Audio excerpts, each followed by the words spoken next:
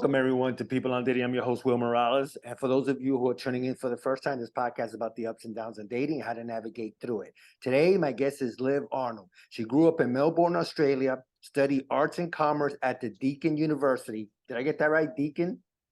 Yes, correct. Right, which led to writing fiction courses at RMIT, which stands for...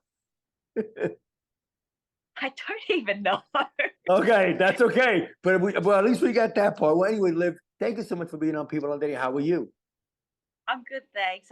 And I think the last two letters, IT, is information technology, but I completely blanked what R and M stand. That's fine. That's okay. It doesn't even matter. So, Liv, tell us a little bit about yourself. How did you get here? What was that journey like? Today's topic is about sexual wellness. So, what was your journey like to get here to today? Yeah, so I did writing at RMIT, as you just mentioned in my intro, and I actually got into writing, hoping to get into children's and young adults books. And it just happens I started writing erotic romance instead. So, and I think I was just good at it. So I know people look down on authors that write sex scenes sometimes, and the romance genre might seem as a less than genre, which is not true.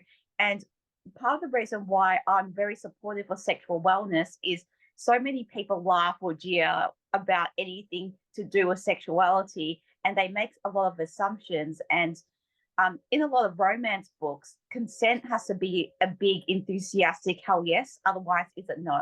Yes. And with romance books, sex is part of their romance. So it's part of the relationship, it's part of their character building, and it is a part of human nature. And it's so funny that people think of it as taboo, considering like everyone does it. And Yeah. when you look at fiction novels like horror novels or thriller novels where a person, the killer, could be killing someone or murdering someone with an axe and no one blinks an eyelid. But as soon as romance comes in, even something that's pretty G rated, people start sniggering at it. So, do you think and it's funny because here in the United States and especially when I look at the younger people, when I listen to other podcasts or I do my research, it seems that the sexual marketplace right now is wide open, especially among young women, that they talk about, their sexual wellness, their sexual freedom. Are you seeing that more and more, or is it? I guess it depends on the age of the group we're talking about. If it's the older generation, they look at sex as somewhat taboo, even though they done it. Um, is it because now we're seeing maybe some women in sex work, OnlyFans, and maybe they changed the word, the corn industry now. That's what they say. Are we seeing more women being sexually liberated? If my question made sense at all. I think we are seeing more of it with people embracing sexuality, but there is still a lot of taboo about it. And even among younger generations. So there is that maybe looking down, especially on women, that maybe embraces their sexuality or is not afraid to show that more sexual side. So I think that's still pretty predominant in society, even among younger generations. But I see it as it's more their preconceived notions of maybe their own upbringing to not be able to see things from another point of view. Is it possible that the men don't want to see a woman sexualize herself because this is a possibility of a man maybe being, uh, I guess, for lack of a better phrase, they like someone, but they see them now being sexualized or sexualizing themselves, especially on whether it's on TikTok or Instagram. Are you finding more and more maybe it's the men who are putting Yeah, up the roadblock? well, so it's more common for guys to be more, I guess, sexually aware of themselves, and it's not as taboo for men to do that. But I think men, they can have their own ideas of how women should behave. Like sometimes when I see maybe Instagram models, they might post a photo of themselves in lingerie or something like a bikini shot. And it's not only women that sometimes judges this. Sometimes I see guys that comments on these posts saying, "I'll never marry someone like this," or get into a more serious relationship with someone like this. But it's really weird because they're following these Instagram models and they're saying these comments. So I'm not too sure if it's like a part of them just saying this to cope or have that moral high ground. Yeah, it's very confusing sometimes. No, and it's funny that you say that because when you and it's absolutely true what you say about that, because men don't want. Listen, I'll be one of those guys that I'll say, hey, if my lady's on Instagram, it's okay as long as it's tasteful pictures. But if she's in a bikini or she's twerking and all that, okay, then I might have a problem with it. Okay, so I'm one of those old fuddy duddies, but it's true what you say though, because guys are the ones that are signing up for these, the OnlyFans and all that. But at the same time, now they're judging these women, but they're subscribing and liking their pictures. Yeah, but then they're putting these comments like they're above it. But I don't know if it's something that they might be somewhat insecure that maybe they haven't had success with relationships. So you never know what their issues are. No, I definitely agree there. So, Liv, talk about more about sexual wellness and what is the goal for you, to write the book, which you'll talk about a little bit more. Um, so, what was the goal and what was that driving force for you to write about it and even just talk about it? Yeah, a few different things. Um, so first of all, is consent. So I think that's a big thing in society for consent. And with a lot of romance books, as I mentioned before, it has to be enthusiastic consent, whether it's by words or by action. Um, but with people being more and more educated in society, people might not necessarily know what's enthusiastic consent. Like there's so often that you might hear about, say, maybe a girl will say the guy paid for dinner, paid for all my drinks, so I sort of felt obliged to go home with him. And that's more like some form of coercive control. Maybe I'm not saying the guy expects anything, but it's like feeling that sort of pressure to have to do something because they got maybe a free dinner. And that sounds, you think about it. And same with a lot of scenarios you hear so many times when women, it probably does happen to men as well, but I'm just talking about women because that's what I know as a female. But Sure, sure. where woman, they might not necessarily be sure about being intimate um or having sex with their date, but because they're not sure, sometimes their date might keep trying to convince them and trying to work out the reason why they're not sure, but keep on convincing them, saying, "Oh, I think it's a good idea." But that is some form of that's not enthusiastic, yes, and it can be some form of coercive control. Like, because say for example, you go into a shopping center and go to a shop, and the salesperson keeps following you around the shop, around and around, and keeps bugging you to buy that thing until you eventually say, "Oh, I give up. I'll buy it." That's same for sex and intimacy. Yeah, no, I definitely get it because I know um, where I've read where, and even like in some situation where the women feel like, hey, this guy bought me a drink, bought me dinner, and I I hate to say that I feel like I owe him something, but it's the first date. Yeah, And let's, get to know the woman, get to know the man, wait a few dates. And if it's something that you want to pursue longer, now it's 6 months, 10 months, whatever, then like you yeah. said, make sure you get the consent. So Liv, have again, going back to the question that I asked earlier about, let's say sexual liberation, um, are men holding women in too much of a high standards when it comes to, let's say, sexual freedom, where I've read stories, I've seen on podcasts where women are are more, they just feel that they want to be with multiple partners. They feel, they want to express their feelings. Are some men that you know of resisting that? Like, hey, I don't want my woman to be that way, or I can't go with someone that's like that. Like we talked about earlier, they might be on doing sex work. Are the men holding the women in too much of a high standard and not letting them be what they want to be? Well, I guess everyone has their own personal boundaries. So it depends on where they're coming from. I think a lot of people, they might have a problem with their partners doing sex work, whether male or female. So it depends what you're comfortable with the boundaries. But with something else like just women being able to respectfully and honestly express what they really want sexually, I think a lot of men maybe hold that as like something women shouldn't be doing to freely express it. And I think that's something everyone should be comfortable enough to do, just as long as you do it respectfully to the other person and openly. But I think some there is that double standard there because sometimes when I do post on Instagram, sometimes it might be um, sex advice that I've done for Cosmopolitan, or it could be for another media outlet. And I'm pretty open. Like I encourage people to um, take charge of what they really want.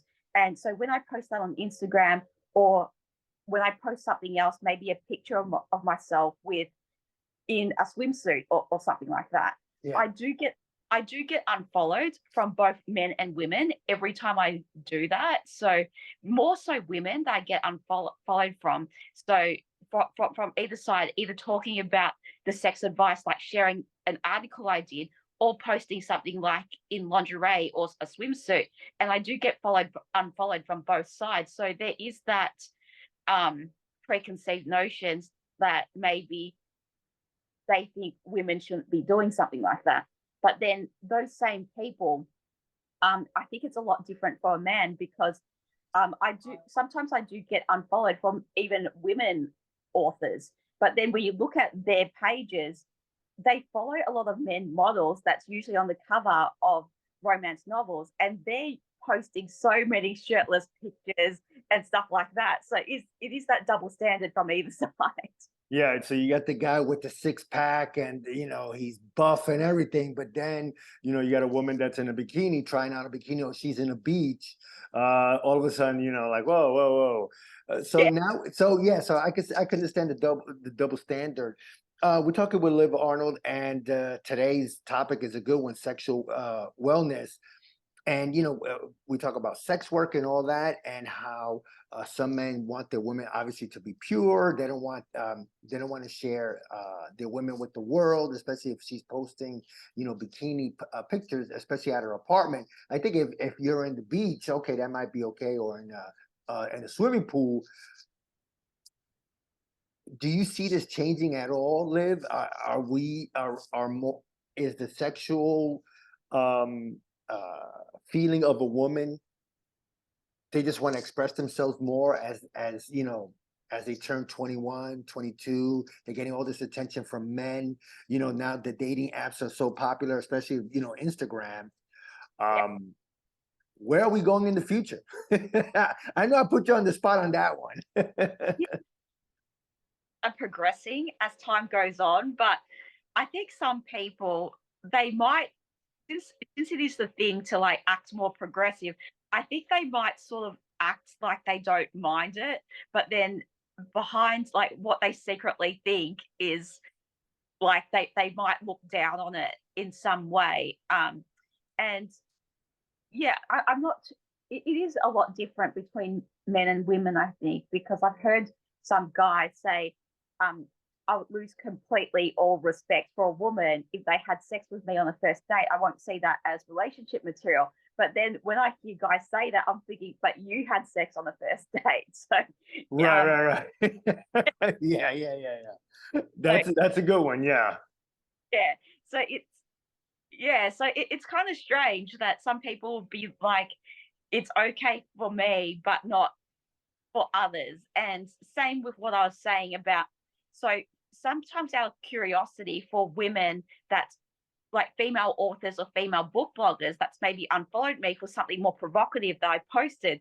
Sometimes our curiosity, I look at their profiles and they do follow all these men models that's like always shirtless, always like sometimes like the photo is honing in on their crotch area. And that,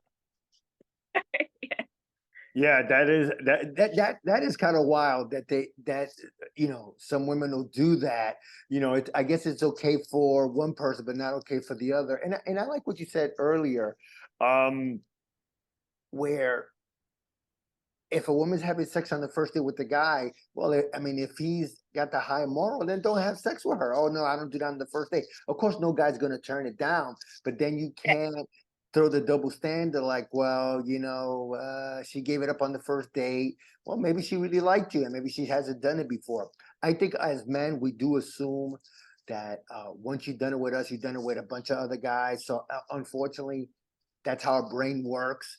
Um, yeah. So Liv, how can um, us guys have that feeling like, hey, you know what? Maybe she was into us that first day. Maybe we did put our best foot forward, and she just dug us.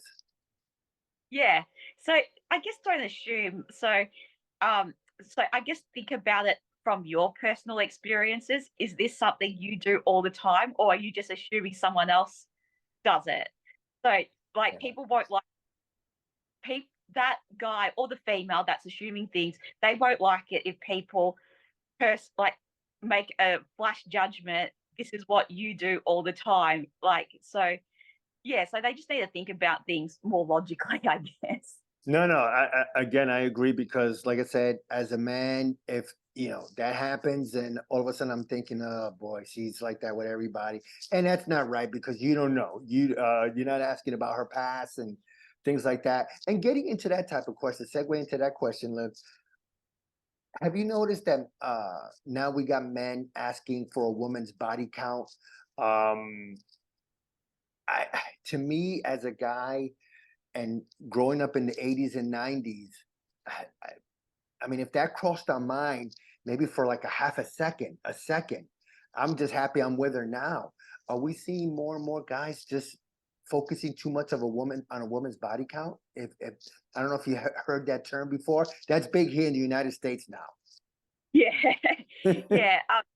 Hear about that maths thing, like women have always have to halve the count by a certain amount, like men have to times it, which is really bizarre. Yeah, they Um, say that if a woman says it's three, then you got to time it by six or whatever, or three. Yeah, it's crazy. Whoever came up with that term. So yeah, go ahead, Liv. I'm sorry, I didn't mean to interrupt you.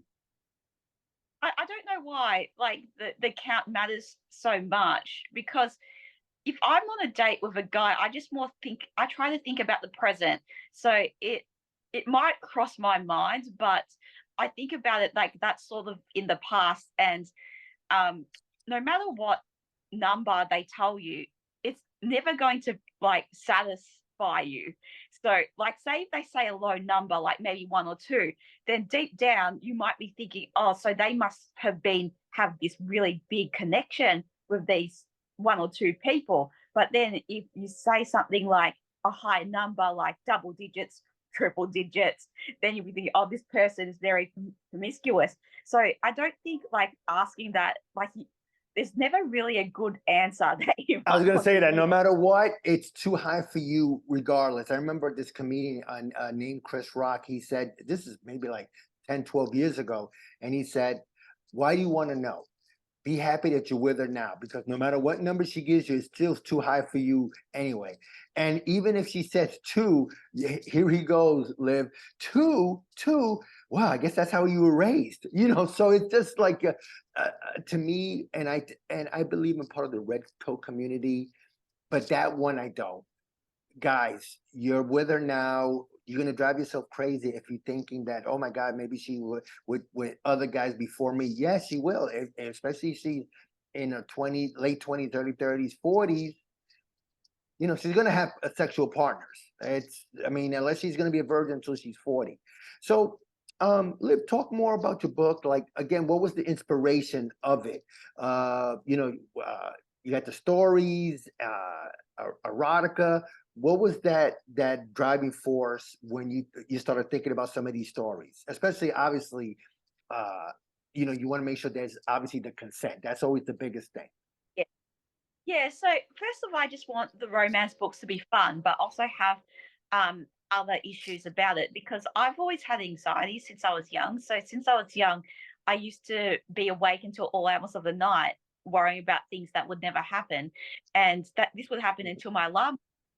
And so I wanted to write these challenges in my books because there is that stereotype that for a romance book, that it's very unrealistic. It's the billionaire romance or the Prince Charming type romance, which is true. Like it is there, and it is something that is a hot trope that a lot of women like reading.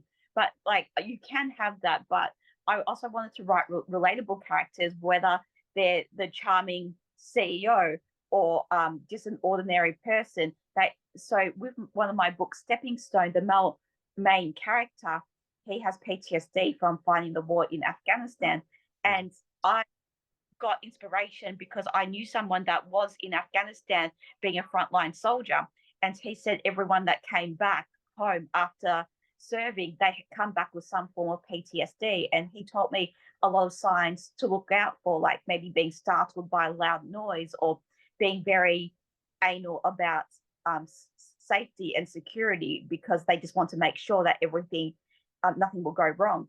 And a lot of those symptoms that my friend told me about PTSD, about like the clenching chest, the racing heart, things like that, and the sweaty palms, they're symptoms of anxiety which I've experienced before. So I write these challenges and these symptoms into my characters just so that hopefully people can relate to it and maybe think a lot of people are going through something like this at this moment. So I'm not so unusual. I gotcha. Okay, no, that definitely makes sense. Um, is the book available? Well, before we get to the book, I just a couple of more questions I wanted to ask you, Liv. Um, do you deal with older couples, or you know, maybe some of your books or your future books, will they deal with maybe older people like over 50 or 60? You know, because some of us still like to have you know, sexual encounters if we could. So would any of your books eventually go towards that, or it's more of an open book where, hey, you can imagine yourself at that age or Yeah, this age? Yeah. with my first book, Law and Disorder, so it's a book where they're neighbors but they hate each other, and I would place them is they're both working professionals, which I think is a lot of people might relate to. But then when you go to my book, Etched in Stone, they're 20s and 30s, also working professionals.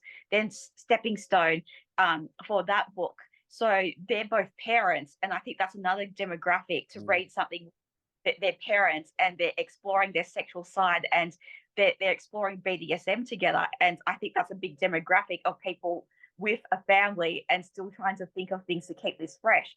But then in an upcoming book that I'm writing is a second chance romance, and the couple's in their 70s. So, so the woman, her husband had passed away, while the guy had never been married. And I think it's not too late for um, to have a relationship or romance, no matter what age you're with, because I think that's relatable to a lot of people. So, as you get older, maybe your spouse had passed away, or whether like you've never been married before, to have that chance later in life. And it is something that could happen because I used to work in an aged care company and in communications, and I was fortunate enough to speak to a lot of seniors. And one senior, so his wife passed away. He loved her very much, and he was telling me, "Oh, I have this new girlfriend now," and he was 94, and he kept telling me, "Oh, don't judge me on this. She's very, very young." And he kept telling me very young. And then finally I asked, "How old is this woman?" And he said 91. So and and then so he said my late wife was exactly the same age. So that's why I keep saying this woman is very, very young. That's good. See, I love that at any age, anything can happen. First of all, Liv, I want to thank you so much for being on People on Dating. I could probably talk to you for another hour.